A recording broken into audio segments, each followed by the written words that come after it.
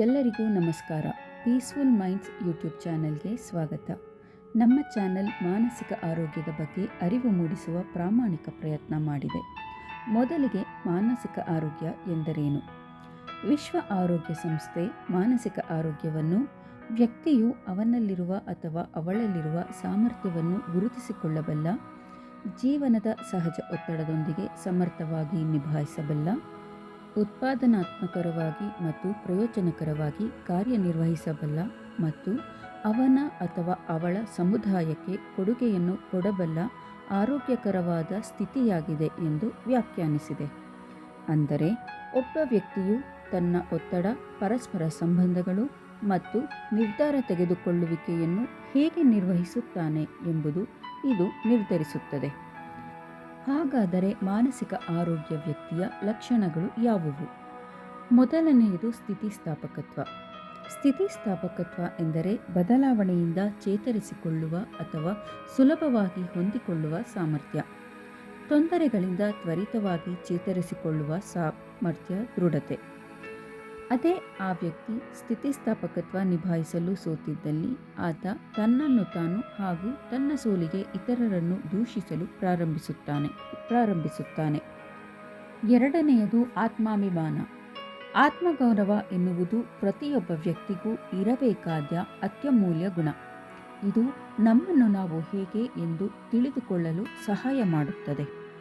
ಒಬ್ಬ ವ್ಯಕ್ತಿ ತನ್ನ ಬಗ್ಗೆ ಎಷ್ಟರ ಮಟ್ಟಿಗೆ ಅರಿತುಕೊಂಡಿದ್ದಾನೆ ಎಂಬುದು ನಂಬಿಕೆ ಕೂಡ ಇದಾಗಿದೆ.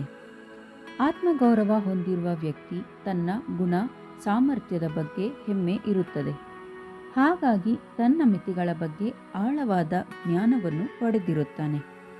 ಆದರೆ ಆತ್ಮಗೌರವ ಕಮ್ಮಿ ಆಗಿದ್ದಲ್ಲಿ ಮನುಷ್ಯ ತಾನು ಕೀಳರಿಮೆಗೆ ಗುರಿಯಾಗುತ್ತಾನೆ.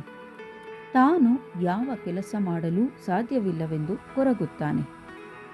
ಮೂರನೆಯದು ಭಾವನಾತ್ಮಕ ಆರೋಗ್ಯ. ಭಾವನಾತ್ಮಕ ಆರೋಗ್ಯವು ವ್ಯಕ್ತಿಯು ಹೇಗೆ ಯೋಚಿಸುತ್ತಾನೆ ಮತ್ತು ಅನುಭವಿಸುತ್ತಾನೆ ಎಂಬುದನ್ನು ಸೂಚಿಸುತ್ತದೆ. ಸಕಾರಾತ್ಮಕ ಮತ್ತು ನಕಾರಾತ್ಮಕ ಭಾವನೆಗಳನ್ನು ಒಪ್ಪಿಕೊಳ್ಳುವ ಮತ್ತು ನಿಭಾಯಿಸುವ ಸಾಮರ್ಥ್ಯವು ಉತ್ತಮ ಭಾವನಾತ್ಮಕ ಆರೋಗ್ಯದ ಸಂಕೇತವಾಗಿದೆ.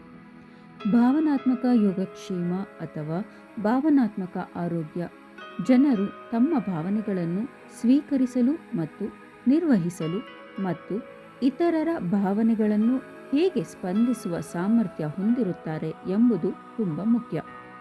ಅದು ತಾನು ಜೀವನದುದ್ದಕ್ಕೂ ಸವಾಲುಗಳನ್ನು ನಿಭಾಯಿಸಲು ಹೇಗೆ ಸಮರ್ಥರಾಗಿರುತ್ತಾರೆ ಎಂಬುದನ್ನು ಸೂಚಿಸುತ್ತದೆ.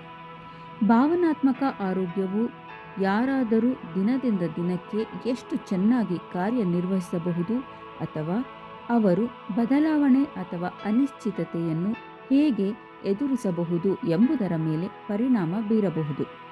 ಭಾವನಾತ್ಮಕ ಯೋಗಕ್ಷೇಮದಲ್ಲಿನ ತೊಂದರೆಗಳು ವ್ಯಕ್ತಿಯ ಮಾನಸಿಕ ಮತ್ತು ದೈಹಿಕ ಆರೋಗ್ಯದ ಮೇಲೆ ನಕಾರಾತ್ಮಕ ಪರಿಣಾಮ ಬೀರಬಹುದು.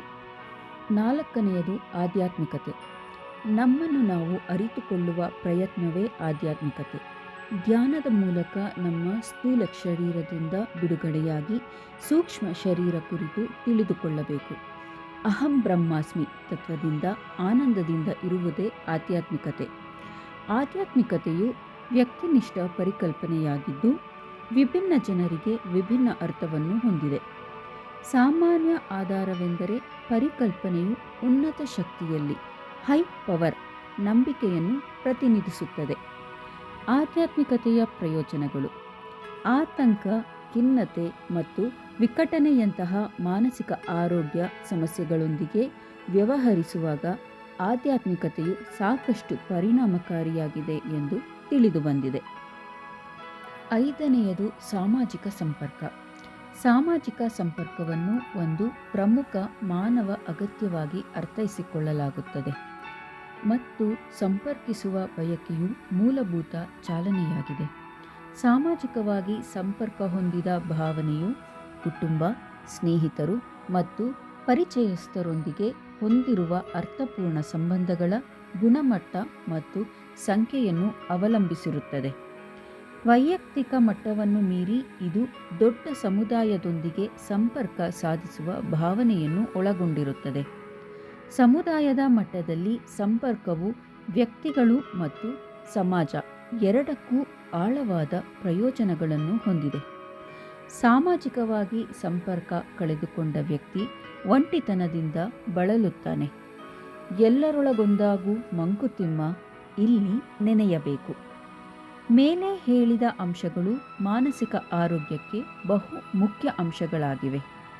ಹಾಗಾದರೆ ಮಾನಸಿಕ ತೊಂದರೆಗಳ ಆರಂಭಿಕ ಲಕ್ಷಣಗಳು ಯಾವುವು? ಮಾನಸಿಕ ಆರೋಗ್ಯದ ತೊಂದರೆಗಳಲ್ಲಿ ಸಂಬಂಧಿಸಿದ ಕೆಲವು ಆರಂಭಿಕ ಚಿಹ್ನೆಗಳು ನಿದ್ರೆಯ ಕಿರಿಕಿರಿ, ಶಕ್ತಿಯ ಕೊರತೆ, ಹಸಿವಿನ ಕೊರತೆ, ತನಗೆ ಅಥವಾ ಇತರರಿಗೆ ಹಾನಿ ಮಾಡುವ ಆಲೋಚನೆ, ಸ್ವಯಂ ಪ್ರತ್ಯೇಕತೆ ಆದರೂ ಅಂತರ್ಮುಖಿ ಮತ್ತು ಪ್ರತ್ಯೇಕತೆಯು ಅನಾರೋಗ್ಯಕರವಲ್ಲದಿದ್ದರೂ ಮತ್ತು ಆಗಾಗ್ಗೆ ವಲಯದಿಂದ ಹೊರಗುಳಿಯುವುದು. ಮೇಲೆ ಹೇಳಿರುವ ಸಮಸ್ಯೆಗಳಿಗೆ ಮನೋತಜ್ಞರೊಡನೆ ಆತ್ಮ ಸಮಾಲೋಚಕರೊಡನೆ ವಿಮರ್ಶೆ ಮುಖ್ಯವಾಗಿರುತ್ತದೆ. ಆಪ್ತ ಸಮಾಲೋಚನೆ ಅಪಾಯಿಂಟ್ಮೆಂಟ್ಗೆ ಲಿಂಕ್ನಲ್ಲಿ ಇರುವ ನಂಬರ್ಗೆ ಸಂಪರ್ಕಿಸಿ.